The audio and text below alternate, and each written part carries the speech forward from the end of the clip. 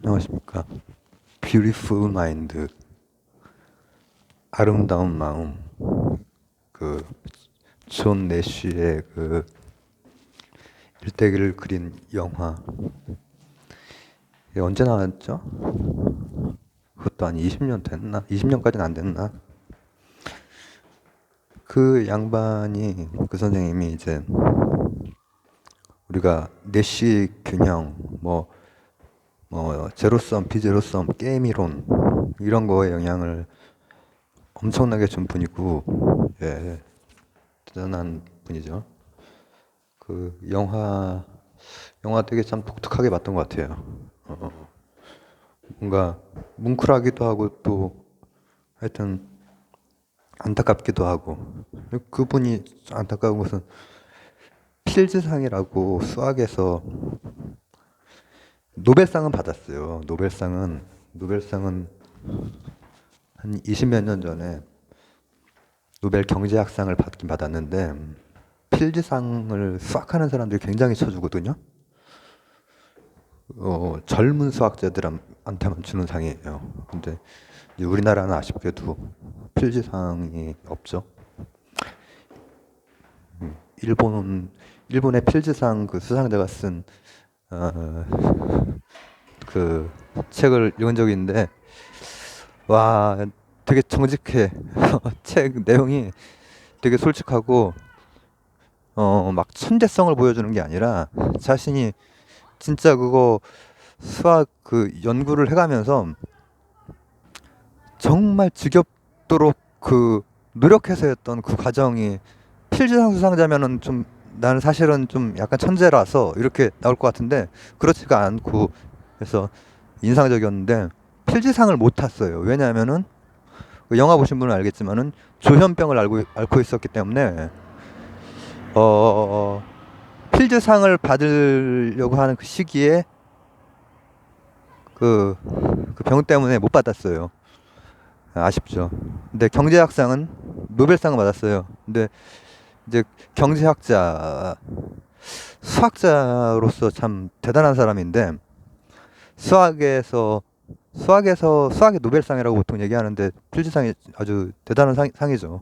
대단한 상이고 굉장히 받고 싶어하는 그런 상인데, 그 수학하는 사람들이 최고예요. 최고, 수학하는 사람들한테. 근데 오늘은 그 내시 선생에 대해서, 보통 우리가 경제학뿐 아니라 죄수의 딜레마 이런 거 있잖아요. 죄수의 딜레마. 뭐 내가 불구 안 불구에 따라서 다 둘 다 안 부는 게 좋지만은 한쪽이 불고 이렇게 불균형적으로 비제로섬 게임을 얘기하는 건데, 하여튼 그런 이론의 그 뭐랄까 근간을 세운 사람인데, 오늘은 그러니까 우리가 뭐 내시 균형이란 말을도 이렇게 내시 선생 이름도 들어봤고, 존 내시. 그리고 내시 균형, 내시 균형이니까 영어로는 내시 이퀄리브리엄, 그리고 또 파레토 최적, 이제 그거랑 조금 결이 다른 또 파레토 옵티멈 이런 얘기도 많이 듣게 되잖아요. 근데 이제 우리 같은 일반인은 잘은 모르죠. 근데 오늘은 내시 선생 그거 중에서 내시 균형에 대해서 우리가 알 수 있는 정도, 아주 간단한 거, 거기까지만 한번 보려고 하는 거예요. 뭐냐, 이 사람이 수학자라고 했잖아요. 근데 그 사람이 쓴 수학이 좀 이런 거 그게 수학이야 싶긴 한데 내용은 복잡하진 않거든요. 내용은 사실은 이게 수학도 제가 기술 발전 여기에도 사실 전쟁이랑 많이 관련이 있습니다. 우주 경쟁도 그렇고 레이더 저 핵 이런 거 하는 그런 연구들도 다 전쟁이랑 관련이 있다. 인터넷 각종 기술들이 전쟁이랑 결부돼서 발달한 기술이 많은데, 그때 당시에 수학도 암호학, 선형대 수학 이런 것도 다 전쟁 때문에 생긴 거예요. 그리고 내시 균형 같은 경우에도 어떻게 보면 전쟁이지. 경제 전쟁. 이번에는 그 기업들 간의 전쟁이라든지, 실제 전쟁에서 물자 보급이라든지 공격 그 루트라든지 이런 것도 그걸로 설명이 되는데, 5분이나 했는데, 왜냐면 요 내용이 어렵지 않은데 어디에 쓰이는지를 먼저 이제 얘기를 한 거죠. 그렇기 때문에 내시 균형의 변형이 굉장히 많아요. 근데 우리는 기본만 보려고 하는 거예요. 기본은 이런 거예요. 내가 할 수 있는 선택권이 두 가지가 있다고 우린 단순하게 볼 거니까는 한 가지면 일단 안 되잖아. 두 가지가 있고 상대방이 선택할 수 있는 선택권이 두 가지가 있을 때 수학자니까 수학적으로 득실을 따지는 거예요. 숫자를 매기는 거죠. 숫자 계산 정량화가 되는 거를 가지고 이렇게 하는 거라면 기업들에서 다 쓰고 있어요. 내시균형이라든지 변형된 내시균형이라든지 파레토 최적이라든지 이런 거는 우리나라 기업도 다 쓰고 있고 다 수학으로 하고 있단 말이죠. 근데 그게 뭐냐면은 내가 1을 선택했을 때와 2 전략을 선택했을 때 거기에 내가 얻을 수 있는 이득이 다른 거야. 근데 상대방도 두 가지 선택을 할 수가 있어. 그때 상대방도 얻을 수 있는 이득이 다른 거야. 나에겐 손실이 되겠지. 나에게 그만큼 손실이 될 때는 제로섬이라고 해요. 손실이랑 이득이랑 합했을 때 0이 되는 걸 제로섬이라고 하고, 죄수의 딜레마는 뭐 오늘은 얘기는 안 하겠습니다.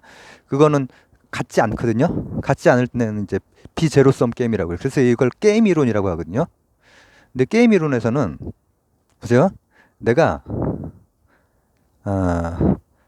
첫 번째를 선택했을 때, 첫 번째 선택권을 선택했을 때 얻는 이득이랑 두 번째 이득이랑 두 번째가 더 크다고 하더라도 상대방도 선택권이 두 가지가 있다면은 상대방의 선택에 따라서 내 손실이 작은 쪽으로, 그래서 손실이 최소화되는 점을 선택을 한다고 하는 것이 내시 균형점이에요. 양쪽 다 손실이 최소화되는 걸 선택을 하는 거야. 이게 아주 단순화시킨 거예요. 아주 단순화시키면은 내 선택 중에서 첫 번째 선택일 때 상대방이 선택할 수 있는 게 두 개가 있을 거 아니야? 그 두 개 중에서 첫 번째 선택일 때 얻을 수 있는 게 더 큰 거를 보는 게 아니라 내 손실이 얼만큼 되지? 그걸 따지는 거야.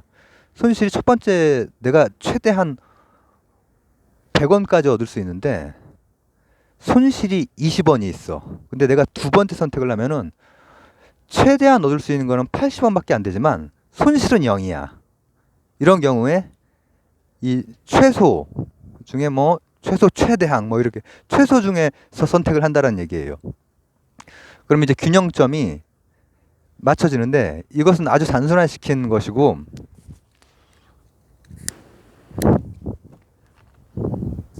실제 국가 간의 전쟁이나 기업 간의 경제 전쟁, 외교적인 전쟁, 정치 전쟁, 경제 뭐 모든 면에 다 쓰이거든요. 내시균형은 정말 분야가 다양하게 쓰이는데, 그래서 이제 그것을 그 수학적으로 다룬단 말이에요. 이익 함수라고 하는 그런 함수로 다루는데, 그래서 자기한테 최고 이익이 되는 걸로 하는 거야. 근데 일반적으로는 세상은 그렇게 단순화시켜서 두 개의 선택지와 딱 두 사람만 있는 게 아닐 뿐더러 계속해서 전쟁 상황이라면 계속해서 다변화되는 그 선택들이 계속 연속이겠죠. 그러면은 나나 상대방이나, 이것도 단순화시키면 둘만 있다고 쳤을 때도 연속이 되면은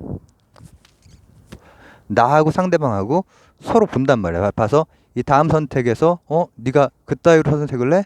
하면은 내 선택이 바뀌고, 이런 식으로 왔다리 갔다리 하는 것도 계산이 될까?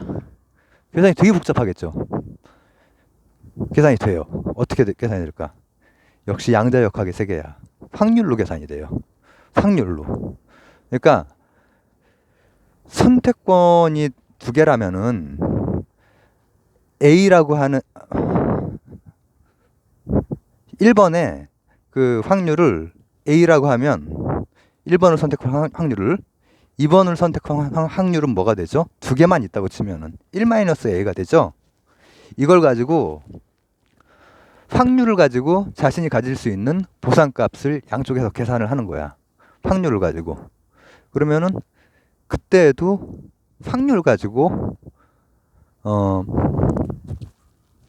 얻을 수 있는 보상값들의 그려질 수가 있어요.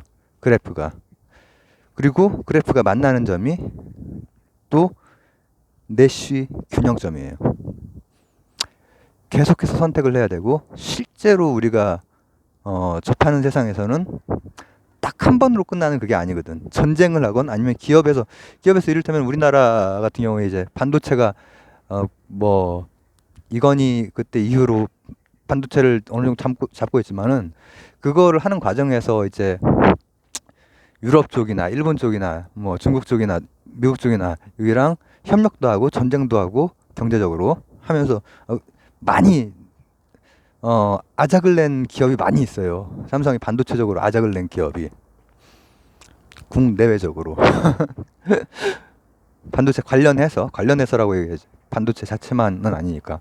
근데 그런 경우에도 내시 균형은 내시 균형인데 계속해서 몇십 년 동안 진행이 되는 선택의 연속인 거예요.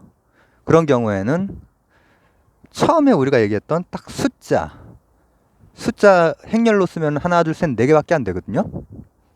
근데 그게 이제 연속이 되는 것이고, 그럴 때 이제 확률로.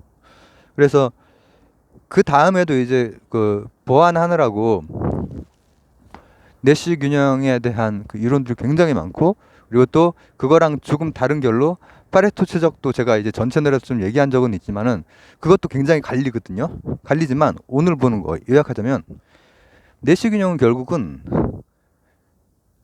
두 사람 이상이 있을 때 각각의 선택을 하면은 자신이 얻을 수 있는 득실의 그 균형점이 생긴단 말이죠. 득실의 균형. 그리고 그때 되게 그 균형은 이론적으로 봤을 때는 손실을 최소화하는 거를 중심으로 형성이 돼요. 그래서 아주 단순화시킨 두 사람의 각각 두 가지 선택권일 때는 그냥 한 값에 모이게 되어 있어요. 그러나 거기에서 조금 복잡해지면 그럼 계산하기가 참 어려울 것 같은데, 그래도 확률로 계산을 하는 거예요. 확률로 아까 말했듯이 A 그리고 1-A 그 확률을 갖다가 하나의 변수로 삼아서 이 함수 속에서 계산을 하는 거죠. 그리고 이런 것들은 실제로 이런 것들이 다 이제 그 개발된 게 20세기의 그 냉전 시기부터 해서 그 이후에 이제 달라지는 시기까지 해서 쫙쫙 그 발달이 된 것이고, 여러 변형이 있긴 하지만 기본적으로는 내시 균형점을 향해서 각각의 주체들이 머리를 굴리는 거죠. 내가 가장 이득을 본다라고 하는 것, 가장 손실을 최소화한다고 하는 것, 그 균형점을 찾는 것. 내시 균형이라는 게 기본적으로는 그런 거란 거죠. 나중에 이제 뭐 조금 더 깊이 들어갈 계제가 되면은 또 한번 얘기 나눠보도록 하겠습니다. 감사합니다.